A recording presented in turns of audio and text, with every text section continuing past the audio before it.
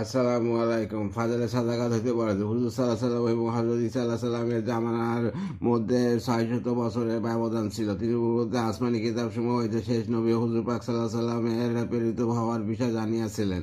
তিনি হুজুর সাল্লাহ সাল্লামের তালাশে বাহির হইলেন। পাদ্রীদের এবং ওই জামানার পণ্ডিতদের নিকট হইতে সন্ধান লইতে থাকিলেন এবং তাহারা তাহাকে হুজুর সাল্লাহ সাল্লামের সত্যি সত্তার জন্মগ্রহণ সুসংবাদ ও তার পরিচয় বলিয়া দিতে থাকিল।